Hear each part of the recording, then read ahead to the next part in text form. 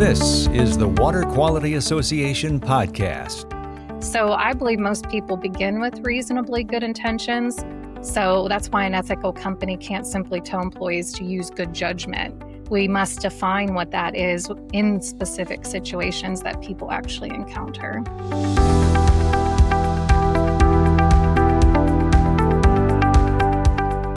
That's Candice Wentling with Certified Action talking about the role ethics plays for WQA members who want to build trust in their business. And welcome to the podcast from the Water Quality Association, the leading voice of the residential, commercial, and industrial water treatment community.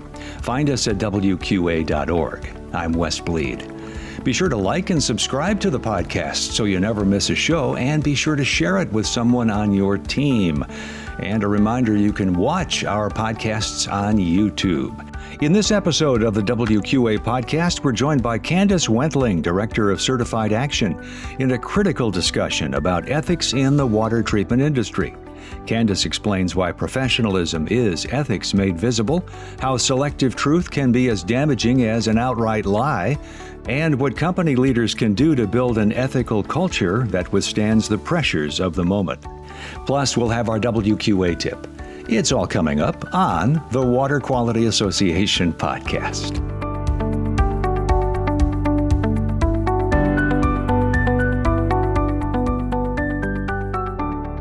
Candice, great to have you on the podcast. Welcome back. We always enjoy talking to you. Oh, you too, Wes. Thanks for having me. You did a recent presentation, I understand, about ethics at one of the regional WQAs, and thought it was a great topic that we often touch base on over the course of months and years at WQA. Ethics has been something that we have really tried to encourage, but I think sometimes it gets lost with all of the other conversations about ethics. And so this was a great opportunity to bring that back to our members' attention. And so thanks for doing this for us. Absolutely. Tell us about, first of all, you and your relationship to the water treatment industry. I know many people know you, but for those who don't, what do you do? Yeah, so I've actually been in the industry a little over 17 years now. So I started in the dealer network, actually doing the job, sales, on trucks, all that good stuff. And then eventually got into my own consulting. So now I work with dealers and manufacturers across the US and Canada, whether that be brief consulting, helping, get leads converted better up to very long, partnerships to help with sales training or strategic planning, helping them get that implementation. A lot of times people get stuck in the business. You hear that a lot, and they have wonderful ideas, but struggle to implement them. So, and then additionally involved in many of the regionals and WQA. So pretty passionate about the industry for sure.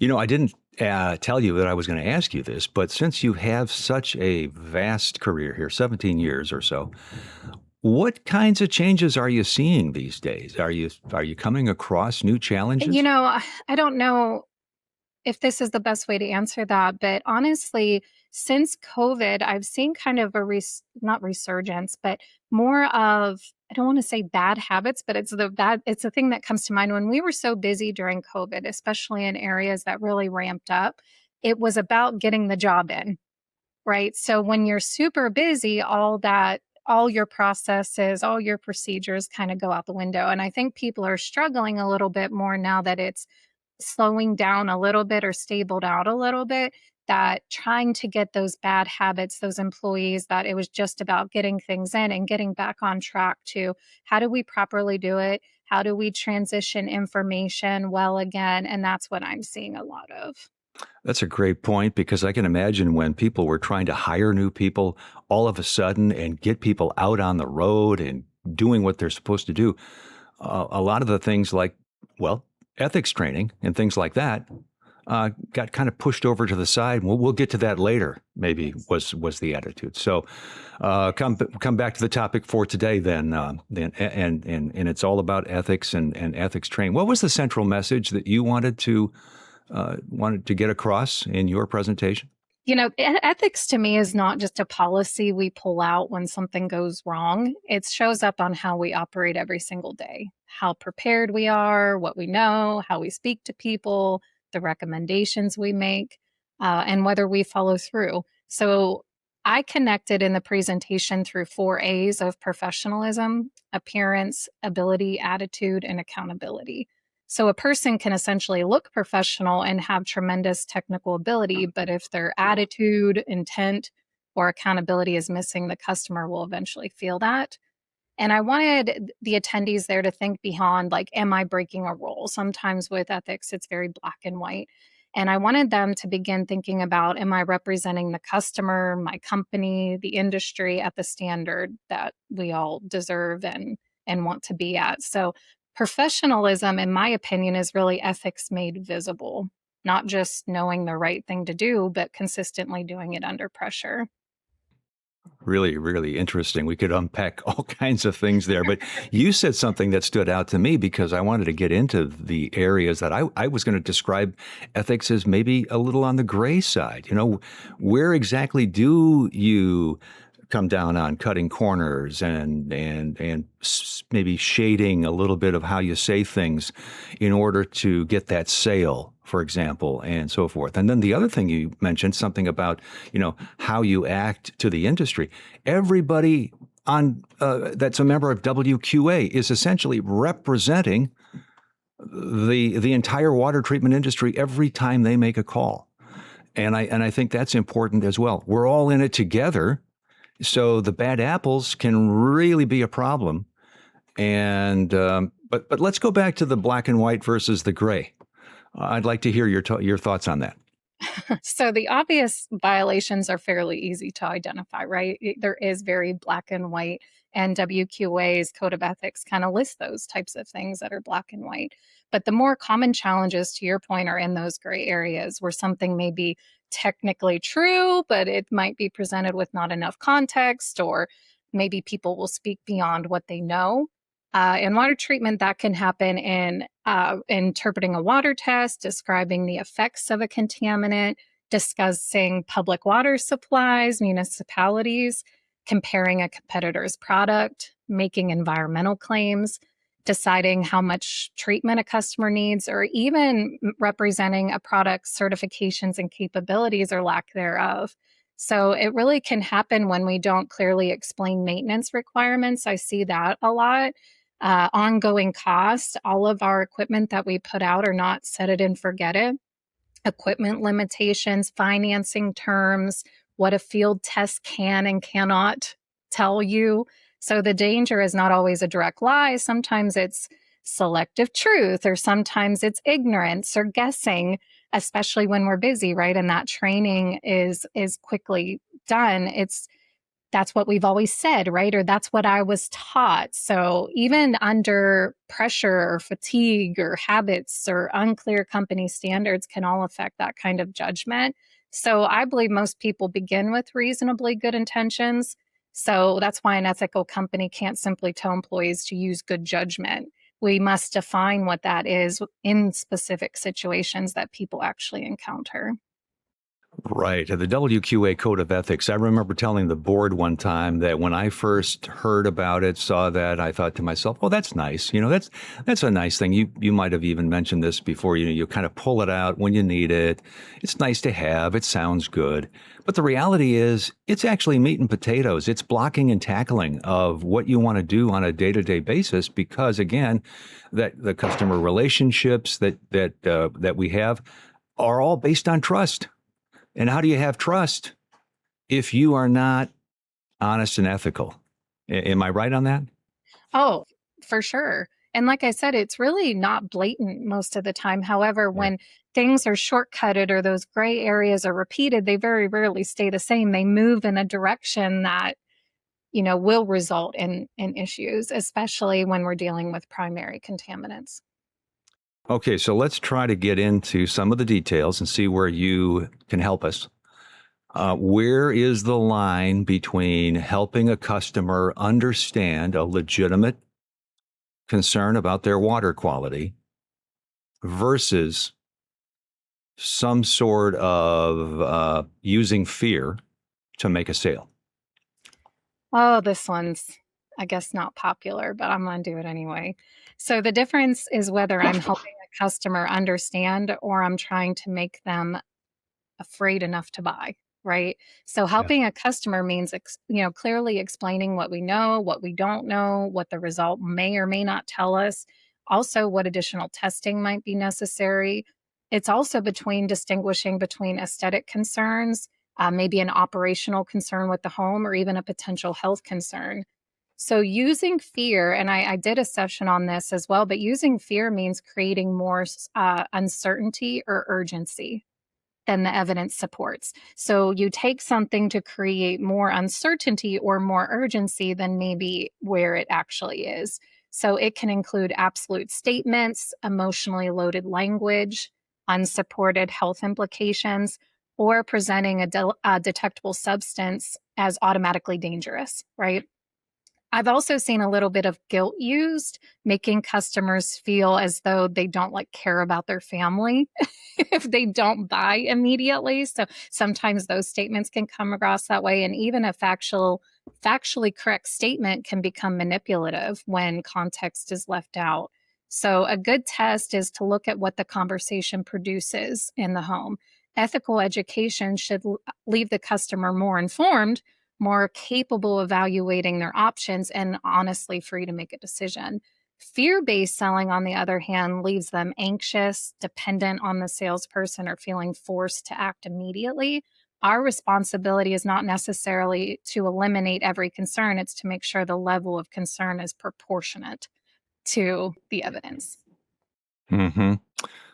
Yeah, that again sounds great on paper, right? But then when the rubber meets the road, or whatever analogy you want to use, I even want to introduce this topic, and that is the customer actually wants more than what you, the dealer, are willing or think is responsible to suggest that customer have. So, there are people who want the best. And, just put this in. Just give me the works. And should you do that, or should you say, well, you don't really need all of that? I mean, I can do X, Y, or Z. What are some of the options there? The thing that comes to mind is, what does too much mean, right? But an example I hear is sometimes people will say, well, I want reverse osmosis quality water in my whole home. Well, most of the time that's not necessary.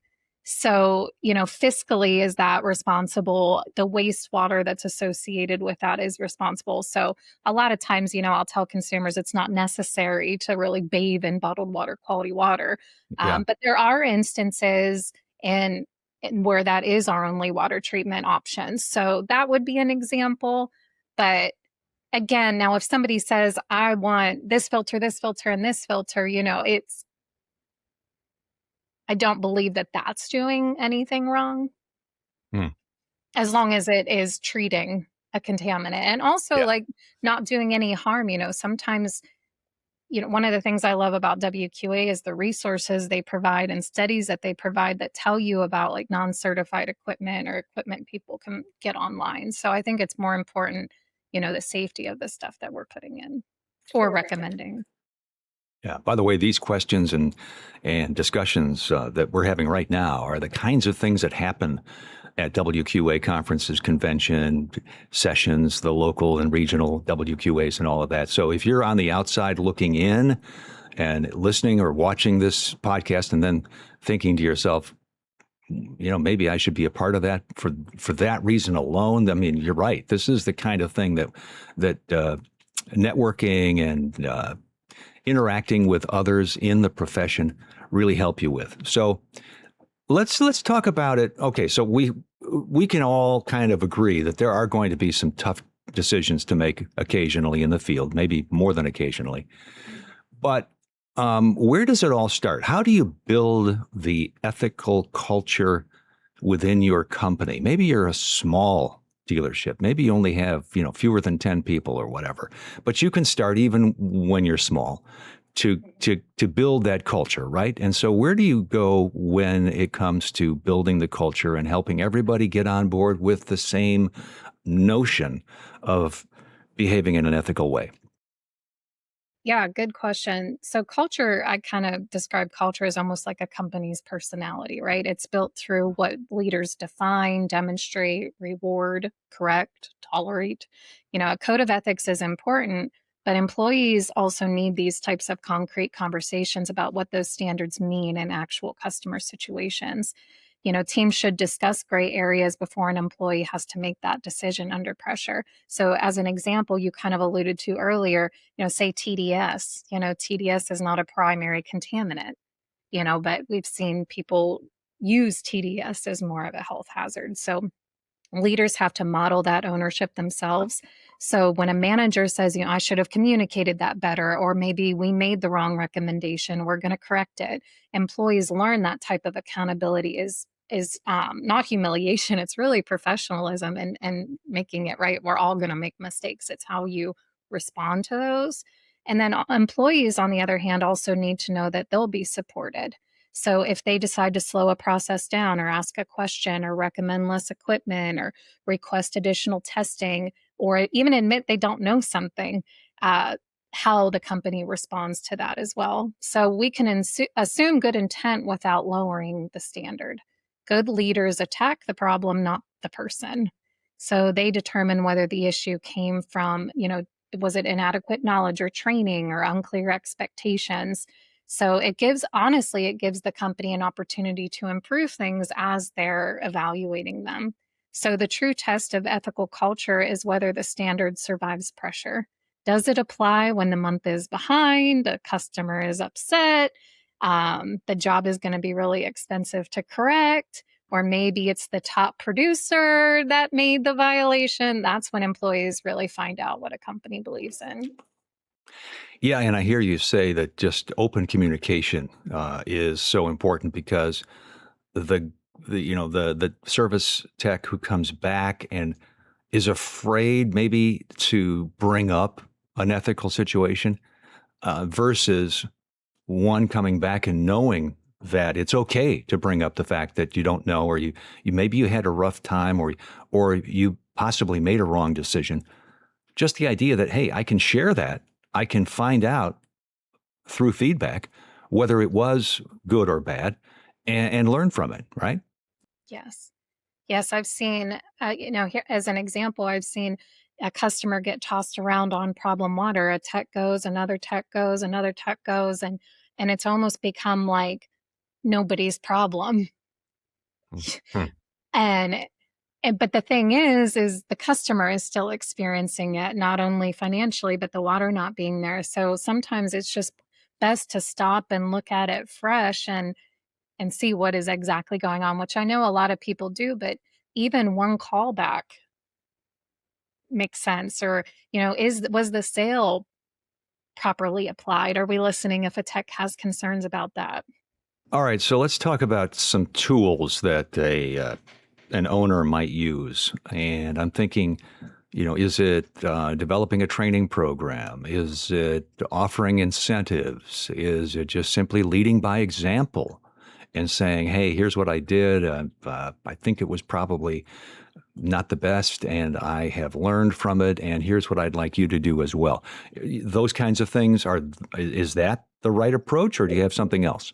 I mean, all of the things you said are right, but training does need to go beyond that, like technical knowledge and simply reading the code of ethics, which I don't think a lot of people have. But employees should practice real scenarios. I remember training sales reps when I was full-time sales manager, and I would give them, I would take old orders and give the water test, and they had to apply it. They had to pick the equipment that went with that. So there was some office training that I could do to check and see where their knowledge base was.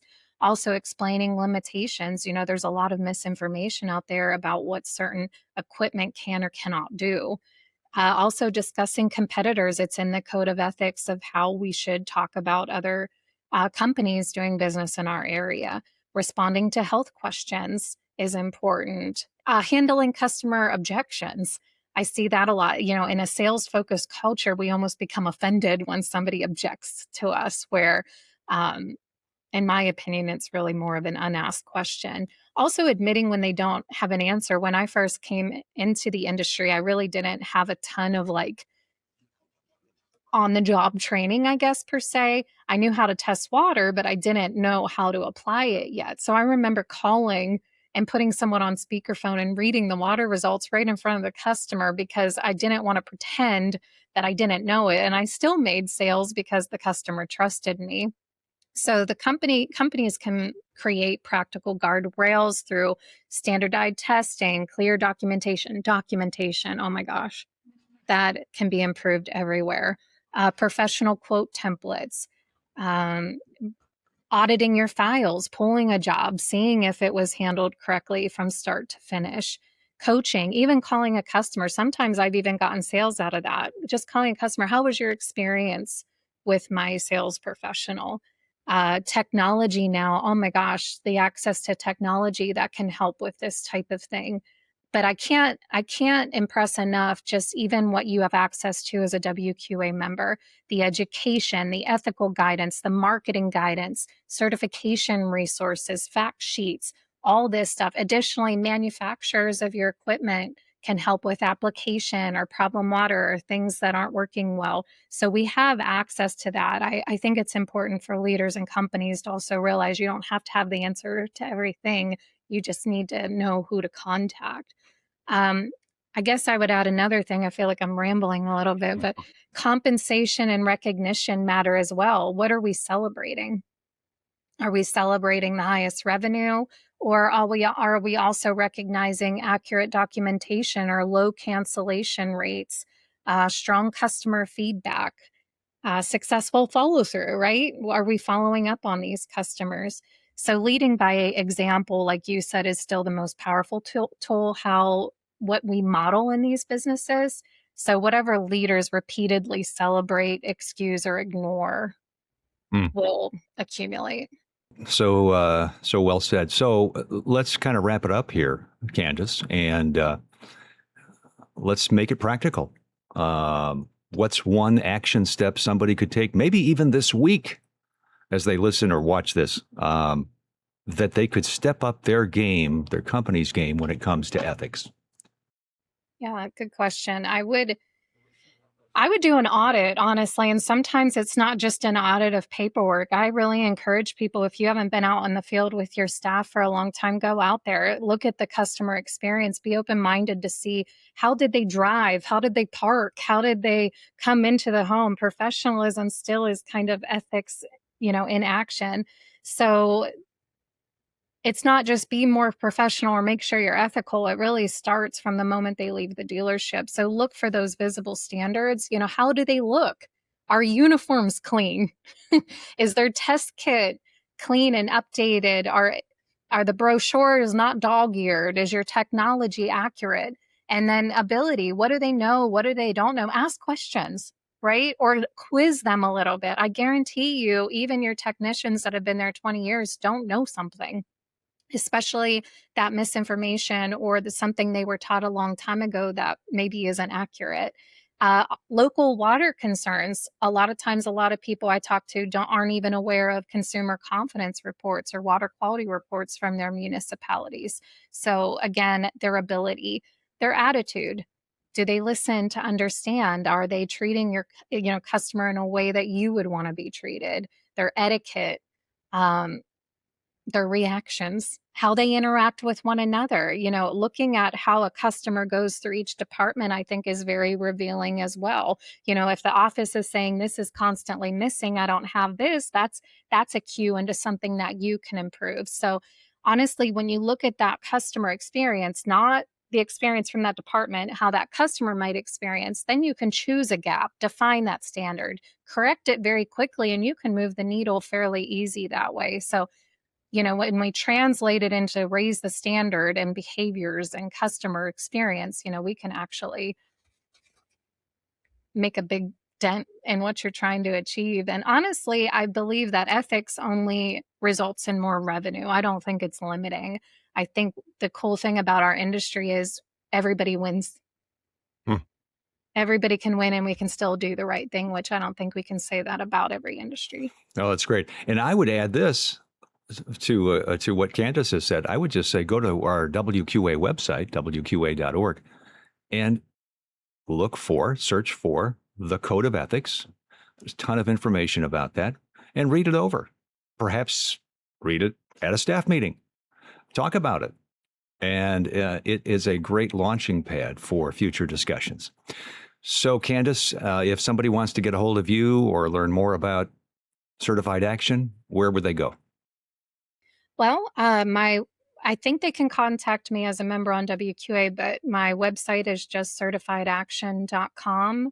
I'm also on LinkedIn just as Candice Wentling, and yeah. Great. Hey, thanks so much for doing this. We really appreciate it. Yes, thanks for having me. I don't think ethics, sometimes people hear of an ethics session and they freak out, and it's not that. I think it adds a lot of value, especially when you're selling higher end equipment. Great. Thanks so much. Thanks, Wes.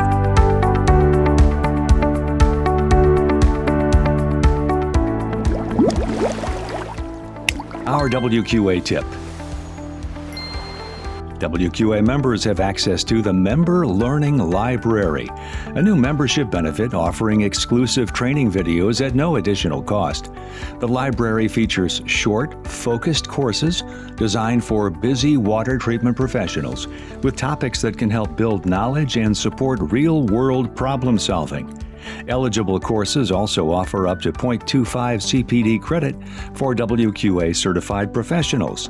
Go to WQA.org/membership and look for the link to the Member Learning Library. Thanks for joining us for the Water Quality Association podcast. Learn more about water and water filtration at our consumer website, betterwatertoday.org. And learn more about professional certification, the Gold Seal Product Certification Program, and how you can become a member at WQA.org.